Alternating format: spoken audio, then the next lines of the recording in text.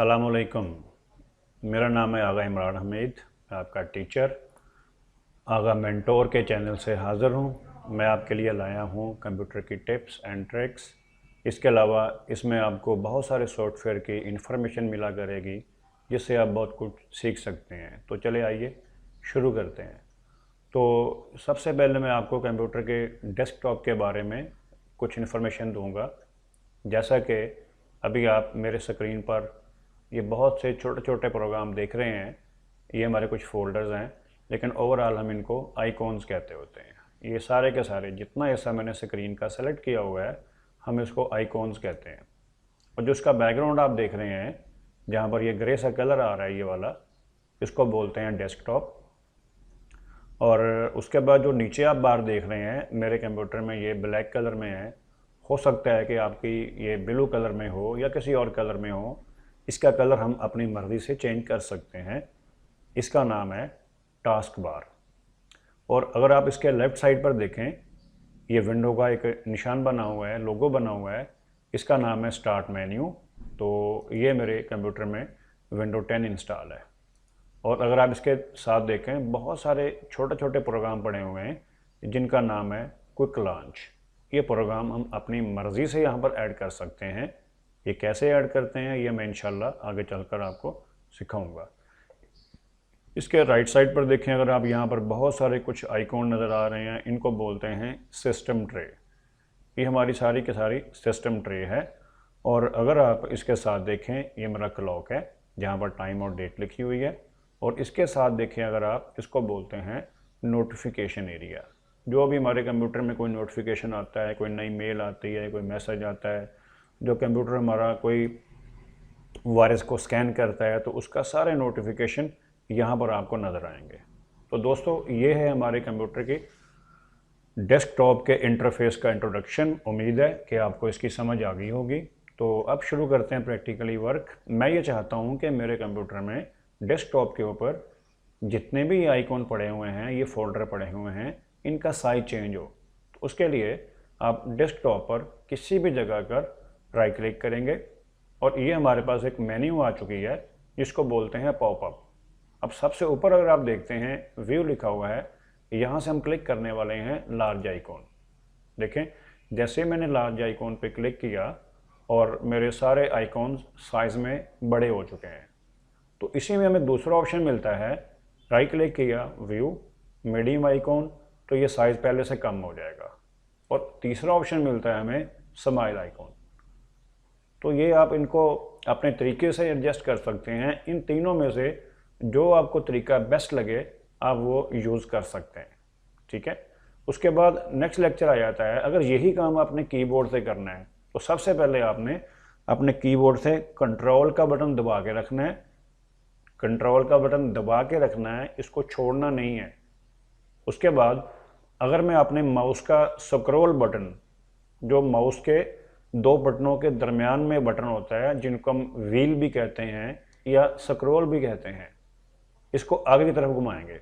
अगर आप कंट्रोल का बटन दबाकर इसको आगे की तरफ घुमाते हैं स्क्रॉल को, इससे भी मेरे आइकॉन बड़े होना शुरू हो जाएंगे। ये तरीका आप कहीं भी यूज़ कर सकते हैं, चाहे कोई आप सॉफ्टवेयर में काम कर रहे हैं, वर्ड, एक्सेल, या आप नेट पे कुछ सर्च कर रहे हैं, वहाँ पर कुछ पढ़ना है आपने, तो वो सारा कंटेंट आप नज़दीक लाने के लिए ये तरीका यूज़ कर सकते हैं। तो मैं रिपीट करता हूँ, कंट्रोल का बटन दबा कर रखेंगे और जो माउस का स्क्रॉल बटन है, अगर इनको आगे की तरफ घुमाते हैं तो ये साइज़ इंक्रीज़ होगा। अगर हम इनको पीछे की तरफ घुमाएंगे तो इनका साइज़ डिक्रीज़ हो जाएगा। तो जितना भी साइज़ आप करना चाहते हैं यहाँ से बआसानी एडजस्ट कर सकते हैं। ठीक है। मैं उम्मीद करता हूँ कि आपको इस बात की समझ आ गई होगी।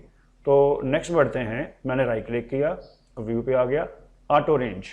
अभी देखें, ऑटो रेंज के शुरू में ये एक टिक मार्क लगी हुई है। इसका मतलब ये है कि मेरे जितने भी ये आइकॉन्स आपको नज़र आ रहे हैं, ये सब ऑटो अरेंज हैं। ऑटो रेंज को समझने के लिए मैं आपको मिसाल दूंगा कि ये सारे लॉक हैं। मसलन एक पिक्चर पड़ी है, अगर मैं इसको उठाकर साइड पर रखना चाह रहा हूँ तो ये यहाँ पर नहीं आएगी। देखिए, मैं उसको मूव कर रहा हूँ माउस से, लेकिन ये यहाँ पर नहीं जा रही।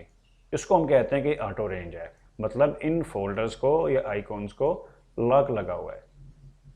इसको अनलॉक करने के लिए मैं राइट क्लिक करूँगा, व्यू पे क्लिक करूँगा और यहाँ से मैं क्लिक करता हूँ ऑटो रेंज। जैसे ही मैं इस पर क्लिक करूँगा, ये जो चेक लगा हुआ है या टिक मार लगी हुई है ये ख़त्म हो जाएगी। अब देखें, अब मैं इसको उठाकर यहाँ रखना चाहता हूँ, तो जिस प्रोग्राम को उठाऊँगा, जिस मैं आइकॉन को उठाऊँगा, वो वहाँ पर मूव भी हो जाएगा और नई जगह पर वो आ भी जाएगा। इसका बेनिफिट ये होता है कि इनमें जो चीज़ें आप डेली की बुनियाद पर बार बार यूज़ करते हैं, आप उनको उठाकर साइड पर रख सकते हैं। लेकिन अगर आप चाहते हो ये सभी अपनी अपनी जगह पर वापस चली जाएं, तो मैं राइट क्लिक करके व्यू पे जाकर ऑटो अरेंज आइकॉन्स पे दोबारा क्लिक करूँगा। अब देखें, मैं दोबारा ट्राई करूँगा, मेरे प्रोग्राम फिर अपनी जगह पर फिक्स हो चुके हैं, मतलब ये ऑटो अरेंज हो चुके हैं। ठीक है, तो नेक्स्ट बढ़ते हैं। मैंने फिर राइट क्लिक किया और नीचे लिखा हुआ है शो डेस्कटॉप आइकॉन। अगर मैं शो डेस्कटॉप आइकॉन पे क्लिक करता हूँ तो मेरे स्क्रीन पर जितने आइकॉन आपको नज़र आ रहे हैं ये सारे यहाँ से हाइड हो जाएंगे, गायब हो जाएंगे। ठीक है, और इसको शो करने के लिए मैं यही तरीका दोबारा रिपीट करूँगा, तो ये सारे आइकॉन्स मेरे वापस भी आ जाएंगे। अगर घर में बच्चे हैं, आपके कंप्यूटर को यूज़ करते हैं और आपको लगता है कि आपके डेस्कटॉप पर बहुत सारी चीज़ें पड़ी हैं जो वेरी वेरी इंपॉर्टेंट है, तो आप उनको यहाँ से गायब कर सकते हैं। मैं फिर रिपीट कर रहा हूँ, शो डेस्कटॉप आइकॉन पे एक मरतबा क्लिक करेंगे और दोबारा क्लिक करके मैं इसको वापस भी ला सकता हूँ। ये किसी भी विंडो में कर सकते हैं, चाहे विंडो 7 है, 10 है, XP है, विंडो 8 है, ये अप्लाई आप किसी पर भी कर सकते हैं। तो नेक्स्ट मूव करते हैं, सॉर्ट है। इनके ज़रिए आप अपने आइकॉन्स को या फाइलों को तरतीब लगा सकते हैं अपने हिसाब से। सबसे पहला ऑप्शन इसमें आता है बाय नेम का, ये मैं बाद में क्लिक करूँगा। उसके बाद आ गया साइज़। अगर मैं साइज़ पे क्लिक करूँ, मेरे इन फोल्डर्स के अंदर या आइकॉन्स के अंदर जिन फोल्डर का या आइकॉन का साइज़ बड़ा है MB के लिहाज से या GB के लिहाज से, वो फाइल सबसे ऊपर आएगी। ये देखें, इसका साइज़ है 834 और अगर आप इसका साइज़ देखें उससे कम होगा, इसका साइज़ उससे कम होगा, इसका साइज़ उससे भी कम होगा।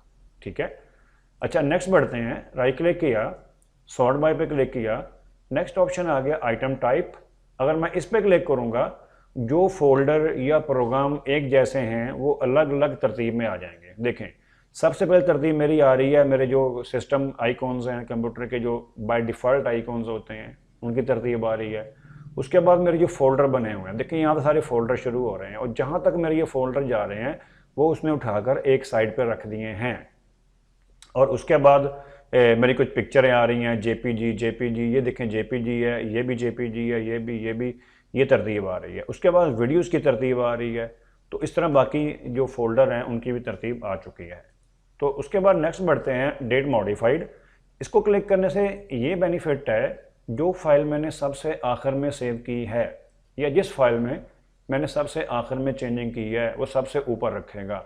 ये एक फ़ाइल मैंने कल डाउनलोड की थी, तो ये देखें ये कल की डेट में ये मैंने सेव की हुई है या उससे पहले की होगी, तो ये चेक कर लें। तो इसकी तो डेट शो नहीं हो रही, तो नेक्स्ट बहाल ये आपकी फ़ाइलों को यहाँ पर दिखा देगा, डेट के लिहाज से अरेंज कर देगा। उसके बाद जो लास्ट ऑप्शन आता है बाय नेम, तो बाय नेम पर क्लिक करने से इसकी तरतीब लाएगा नेम के लिहाज से।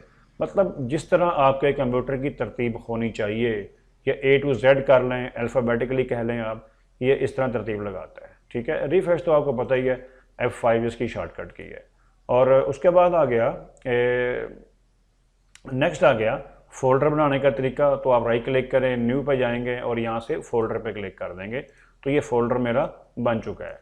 तो अगर आप फोल्डर का नाम भी चेंज करना चाह रहे हैं, तो सबसे पहले आप फोल्डर के ऊपर राइट क्लिक करेंगे और यहाँ से रीनेम पे क्लिक करेंगे और यहाँ पर कोई भी आप नाम टाइप करके एंटर कर देंगे, तो ये फोल्डर का नाम तब्दील हो चुका है। अगर आप फोल्डर को डिलीट करना चाहते हैं, मैं इसके ऊपर राइट क्लिक करूँगा, डिलीट पे क्लिक करूँगा और यस। ठीक है, तो फोल्डर को बनाने की शॉर्टकट की भी यूज़ कर सकते हैं।